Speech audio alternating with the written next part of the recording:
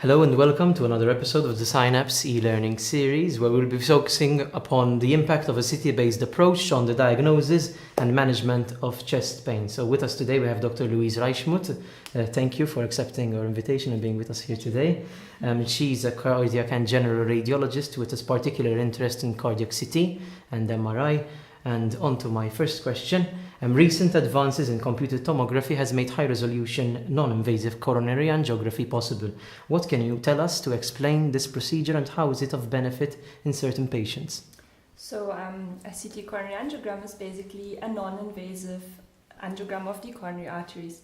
So just like we do CT angiograms of the aorta or of the lower limbs or of the renal arteries, we can also non-invasively image the coronary arteries.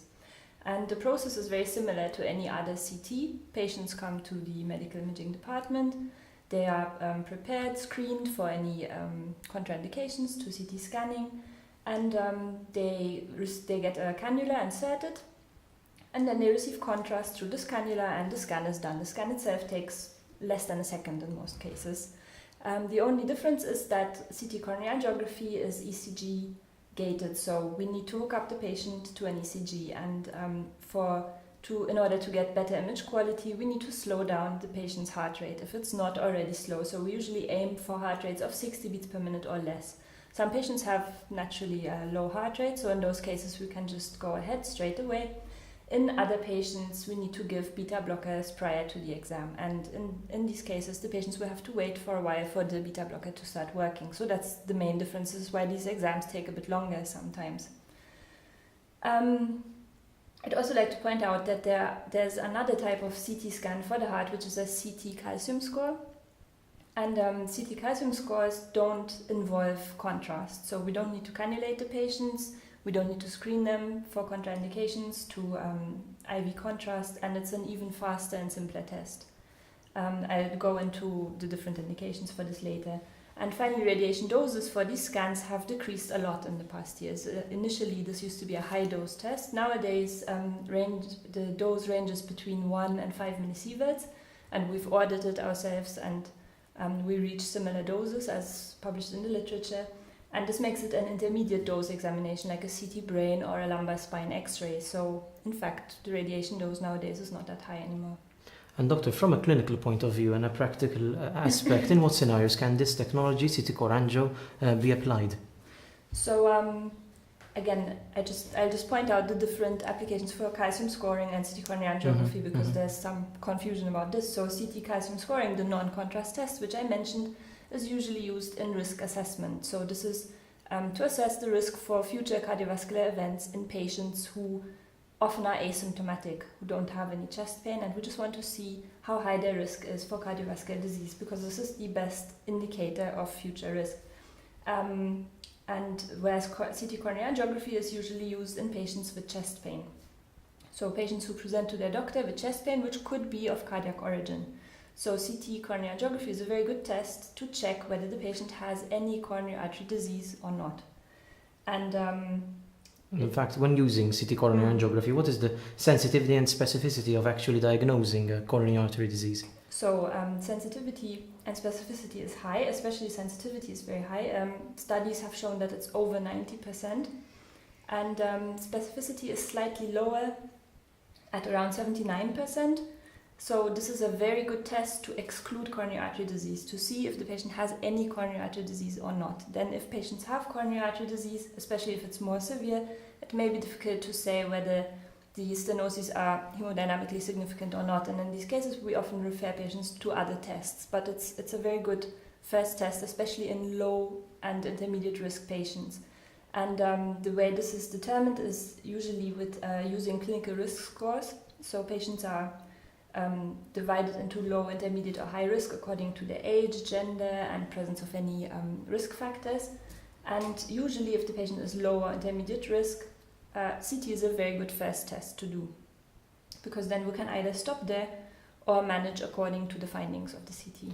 And with regards to image quality, are there any factors such as, for example, patient obesity or coronary calcification or arrhythmia which affect the sensitivity and specificity of this test? Yeah, so as with every imaging test, image quality is very important.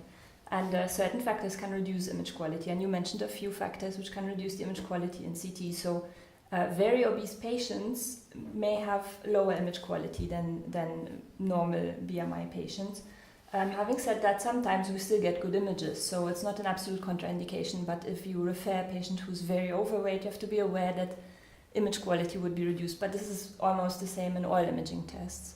Then again, patients with arrhythmias, since the test is synchronized to the ECG of the patient, if there's severe arrhythmia, especially if there's an irregular heartbeat like an atrial fibrillation, it may be difficult to get a good scan. Again, in some patients we get excellent image quality and we can still interpret the scans properly, but there's a higher risk of getting a non-diagnostic or a not so good quality scan.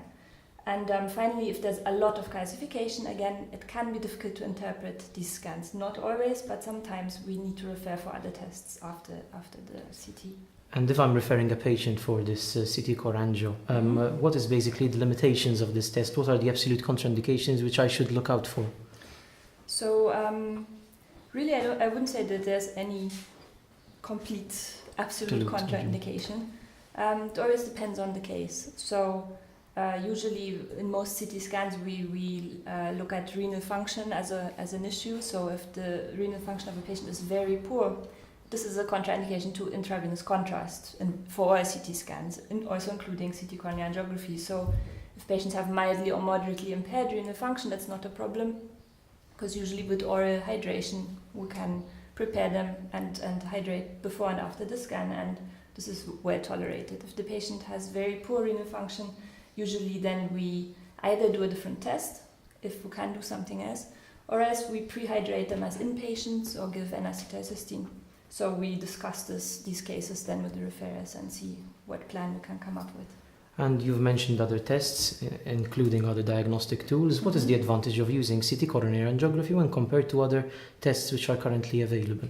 Yeah, so in the investigation of chest pain, there are a number of other tests available. In fact, there's quite a lot of debate going on who should be referred for which test. And all tests have advantages and disadvantages. So CT, the advantage is it's an anatomical test. So we can assess the anatomy of the coronary arteries. We can exactly see how severe stenotic lesions are, whether the patient has any stenotic lesions, whether they have any plaques or none, for example.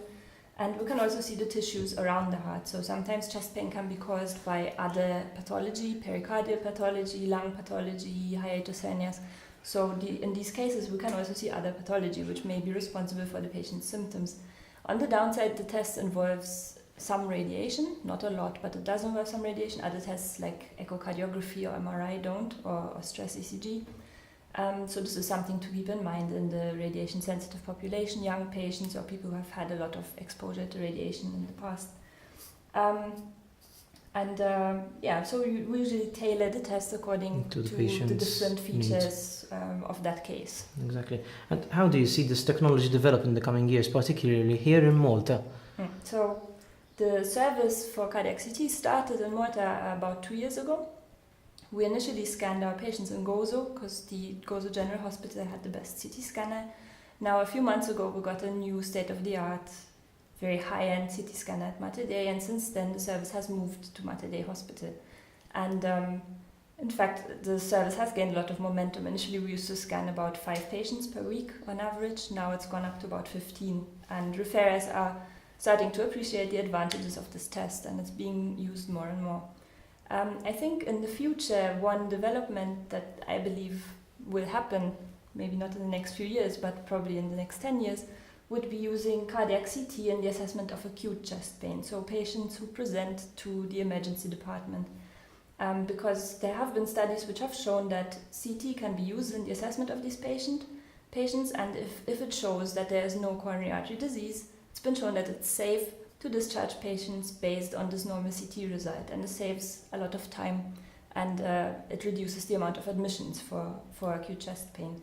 So this obviously requires a lot of scanner time and trained staff and availability, depending on the hours when the service will be offered, but I think it is something that will start to be taken up across Europe and even in Malta eventually. Thank you, Dr. Reichmuth, for your time, and I hope that this interview has helped our audience to further appreciate the need of CT-based approach on the diagnosis and management of chest pain. I invite you to subscribe to the Thesynapse Facebook page and to keep in touch for further interviews. Thank you.